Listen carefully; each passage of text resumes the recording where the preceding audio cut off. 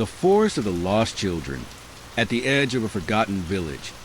Hidden away in the deepest part of an overgrown valley, lies a forest no one dares to enter. They call it the Whispering Woods, though few speak its name aloud, and fewer still venture near it. There's something about it, something ancient and ominous. The trees are far taller than any others in the surrounding forest, their twisted branches stretching out like gnarled fingers that strangle the sky and block out the sun. The air is thick and heavy with the scent of decay, and the ground beneath is soft with moss, muffling every step. No bird sing, no wind blows, just an unsettling silence that presses against you like a weight. For generations, the villagers have warned their children. Never step beyond the tree line, never listen to the whispers, and never, under any circumstances, follow the laughter that drifts from the woods. They speak of the forest as if it is alive, watching, waiting. Something ancient slumbers beneath its roots, and no one dares disturb it. And yet, year after year, children from the village continue to disappear, just vanish without a trace. The stories have been passed down through the ages, whispered in hushed voices around the fire, always carrying the same warning. Do not enter the Whispering Woods. Those who do never return. It always starts the same way. Children playing too close to the forest's edge, chasing a ball that bounces too far, running after a butterfly that flutters too close to the trees, drawn in by something unseen. Some were just curious. Some heard voices calling their names from beyond the thick brush, their own voices twisting in the wind. Some were promised adventures beyond imagination, far out of sight of their parents. One by one, they step over the threshold of the trees and disappear. No screams, no sounds of struggle, no signs that they ever existed, just a thick silence that swallows them whole. The villagers search, of course. They comb the woods from dawn until dusk. But there is no trace, no footprints, no evidence that the children had even been there. The trees seem to close behind them, their branches creaking in the wind, almost as if the forest itself is hiding the truth. Some villagers say they've seen shadows flitting through the trees, shapes that move too quickly to be human. Others hear strange whispers on the wind, too soft to make out the words, but unmistakably human. Some claim they have seen flashes of light in the distance, a flicker of movement just beyond their sight. But whenever they approach, the forest is always silent again, waiting. Years pass. The disappearances continue. The villagers grow old, some leaving for other towns, some simply never returning. The stories continue to grow darker, but it is the story of one child, one boy, that has become the heart of the legends. 50 years ago, a boy named Elias vanished. Elias was like any other child, full of life, always running around, always laughing. His mother, a kind and caring woman, loved him more than anything. But one day, her love would not be enough. It happened on a warm summer afternoon. The sun was high in the sky, and Elias had been playing in the yard, laughing and chasing after his dog. His mother hung clothes on the line, smiling as she watched him run in circles. She could hear him laughing in the distance, his tiny feet pattering across the grass. The sky was clear. The air smelled of fresh flowers. But then it went quiet. The laughter stopped. She turned, expecting to see Elias still running after his dog, but he was nowhere in sight. She called his name, her voice rising in concern. Elias? Nothing. She stepped out of the yard, her heart pounding in her chest. She called again, her voice shaking as she walked closer to the edge of the trees, just beyond the garden. And then she heard it, a giggle. At first, she thought it was Elias, playing, perhaps hiding to surprise her. But as she approached the trees, the giggle sounded wrong, distorted, like it was echoing from somewhere far away, something deep within the woods. Her heart dropped into her stomach. She called his name again, louder this time, panic creeping into her voice. But the woods were silent. She ran into the trees, her hands pushing aside branches, her eyes frantically scanning the ground for any sign of him. Elias. But the only thing that answered her was that laughter, growing fainter and fainter as she ran deeper. Hours passed. The villagers gathered, and a search party was formed. They combed the woods, calling Elias's name over and over, but there was no answer. There was nothing but the rustling of the trees and the suffocating silence that grew with each passing minute. The village priest, an old man with a thick beard and a solemn face, arrived at the edge of the woods. He muttered a prayer under his breath, and the group stepped forward together, trying to force their way through the dense undergrowth. But every step seemed to bring them deeper into the dark heart of the forest, where the air was thick and the trees closed in around them like walls. They found nothing.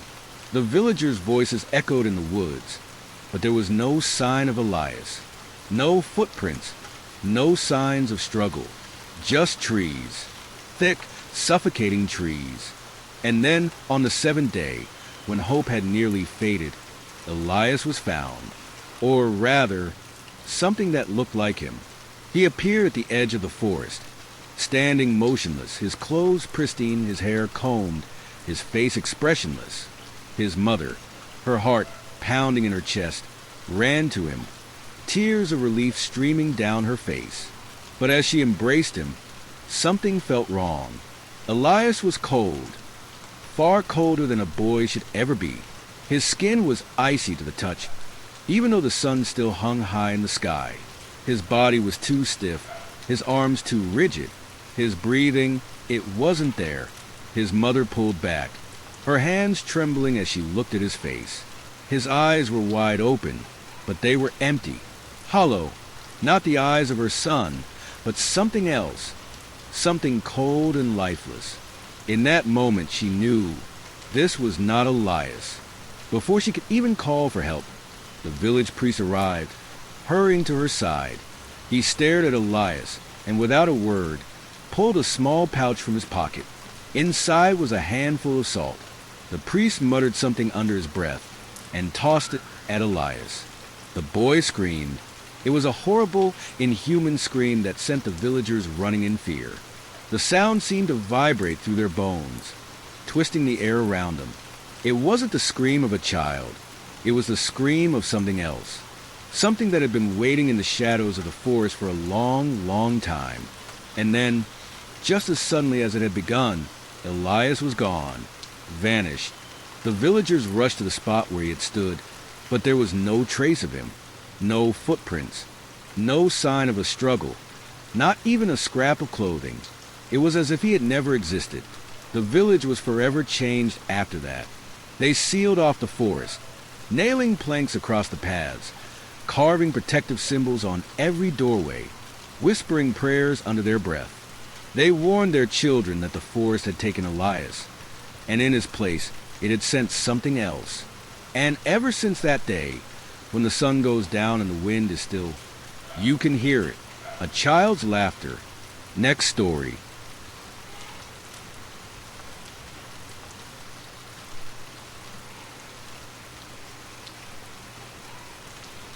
The Light on the Hill. In the heart of a forgotten town, nestled between overgrown hills and deep forests, there stood an old, abandoned lighthouse. It had once been a beacon of hope for sailors who traversed the dangerous coastline, but now its light had long been extinguished, and its crumbling stone walls were slowly being consumed by the wild.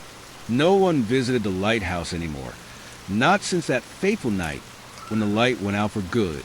The townspeople spoke of the lighthouse with a mixture of fear and regret, for they all remembered the night when it happened, the night when the light went dark for the last time, and the town was changed forever. The lighthouse keeper, a man named Arthur, had been there for as long as anyone could remember. He was a solitary man, quiet, with eyes that seemed to have seen too much. He kept to himself, only leaving his post when necessary, and always returning before dusk. The townspeople had never seen him smile. Some said it was because of the loneliness of his job. Others believed it was something more sinister. On a stormy night, just days before the end of the year, the storm came crashing down on the coast. The winds howled like wolves, and the rain poured down in torrents. The waves slammed against the rocks with a deafening roar, and the once reliable light from the lighthouse flickered out, casting the entire coastline into darkness. The people of the town huddled in their homes, waiting for the storm to pass. They didn't know what had happened to the lighthouse or to Arthur, but they assumed that he was inside, locked away from the storm, doing what he had always done, keeping the light burning. But the next morning, when the storm finally subsided, something was wrong. The lighthouse was dark. It hadn't been lit for the entire night, and when the townspeople went to check, they found the door to the lighthouse wide open, the interior completely empty. No sign of Arthur, no sign of anything at all. It was as if the place had been abandoned for years. The townspeople searched the surrounding hills, the beaches, and the woods for any sign of the lighthouse keeper, but he was nowhere to be found. There were no footprints, no traces of a struggle, not even the faintest hint that he had ever existed. But they all agreed that something had happened that night. A presence, a feeling that lingered in the air. It wasn't just a storm. It was something else, something dark and unnatural. Over the following weeks, rumors began to spread. People said they saw strange lights on the hill, far in the distance, flickering through the fog as if the lighthouse had somehow returned to life. Others said they heard faint whispers on the wind, strange, unintelligible voices calling from the direction of the lighthouse. A few brave souls ventured to the lighthouse, hoping to uncover the truth. They walked up the overgrown path, each step heavier than the last, as if the very ground beneath them was resisting their presence. But no one ever made it to the top of the hill. One by one, those who had ventured up the path disappeared. Some returned, their faces pale, and eyes wide with terror, claiming they had seen something at the top of the hill, something that wasn't human. They spoke of a figure, tall and dark, standing in the window of the lighthouse, watching them as they climbed. The figure would never move, only stare, and when they tried to speak, it would vanish, as if it were never there. No one else dared to go up the hill after that. The town was filled with an eerie silence, the once bustling streets now empty, as if the life had been drained from it. Even the stormy nights, which had once brought a sense of comfort and warmth, now seemed to carry a sense of dread. The wind would blow just a little too loudly, the rain would fall just a little too hard, and the shadows seemed to move just a little too quickly. Years passed, and the town fell into ruin. The lighthouse was forgotten, and Arthur's disappearance was nothing more than a story told in hushed whispers, the details growing more and more distorted with each retelling. But every so often on a foggy night, someone would see a light flicker at the top of the hill, and they would hear a faint whisper in the wind. No one knows what happened to Arthur. No one knows what truly haunted the lighthouse. But the townspeople will tell you this. If you find yourself walking near the old lighthouse on a stormy night, and you see a light flicker on the hill, you should turn around. Because no one who has ever gotten too close has come back the same. And some say, if you listen closely enough, you can hear Arthur's voice in the wind, calling, waiting, trapped in the darkness. Next story. The Cave of Echoes. In a remote corner of the countryside, there was a small village, one that hardly anyone visited and even fewer remembered. The locals would often tell stories to their children, stories about the dark places beyond the village, the woods that seemed to whisper at night, the old well where the water never reached the bottom, and the strange cave hidden deep within the hills. It was always the cave that children were warned about the most. They were told never to wander near it, to stay far away. But children are curious by nature, and there are always those who ignore the warnings. One summer afternoon, a group of 3 friends, Tommy, Sarah, and Max, decided they were going to explore the hills that bordered their village. They'd heard the stories from the older children, the ones who swore they had heard strange noises coming from the hills at night. No one had ever dared venture too far, but the idea of exploring the unknown was too tempting to resist. Armed with only a flashlight and their bravado, they set off through the dense woods. The trees grew thicker as they climbed higher, and the air grew colder. Even though the sun was high in the sky, it was as though the forest itself didn't want them to go any further, but they pressed on, determined to find the cave the elders spoke of. And then, as they crested a small hill, they saw it. Hidden beneath a thick blanket of ivy and brambles was the entrance to the cave. It was dark, the opening narrow, as though it was holding its secrets tightly within. The children stood at the entrance, the air thick with an oppressive silence. Tommy, the bravest of the three, took the first step into the darkness, and the others followed. Inside, the air was damp and cold, and the smell of earth and decay filled their nostrils. The flashlight beam barely cut through the oppressive blackness, revealing jagged rock walls that seemed to close in on them. The deeper they ventured into the cave, the more the air felt wrong. It wasn't just the chill or the dampness. There was something else, something unexplainable that made their skin crawl. The tunnel twisted and turned, growing narrower with each step. Then, they reached a cavern, a vast, open space, where the flashlight illuminated something strange. In the center of the cavern was a stone altar, slick with age, covered in dark stains that didn't quite look like dirt or moss. Around the altar were strange symbols carved into the stone floor, symbols that didn't resemble anything they had ever seen before. They looked ancient, as if they had been left behind by something that had been here long before them. As the children stood frozen, examining the symbols, an odd sound began to echo through the cavern. It was soft at first, like a distant whisper, but then it grew louder, closer, almost as though someone or something was speaking directly into their ears. But no one was there. "Did you hear that?" Sarah whispered, her voice trembling. Tommy and Max nodded. They tried to call out, but their voices were swallowed by the unnatural silence of the cave. The whispers grew louder, more frantic, as if urging them to leave, to run. But before they could move, the temperature in the cave plummeted, and their breath became visible in the air. The light flickered, casting eerie shadows across the stone walls, and the whispers turned to words. But the words didn't make sense. They were garbled, like an ancient language no one could understand. And then, just as quickly as it had started, the noise stopped. And that's when they saw it. In the darkness of the far corner of the cavern, something moved. At first, it was just a shape, a shadow among shadows. But then it began to emerge. Slowly, unnaturally. It was tall, its body twisted and wrong. Its skin was pale and stretched tight over its bones, and its eyes were wide and black, hollow, as though they had no soul. It did not make a sound as it moved toward them, but the air grew heavier, thicker with every step it took. Max was the first to react. He screamed, turning to run, but the moment he moved, the figure reached out with long, thin fingers, grabbing him by the arm.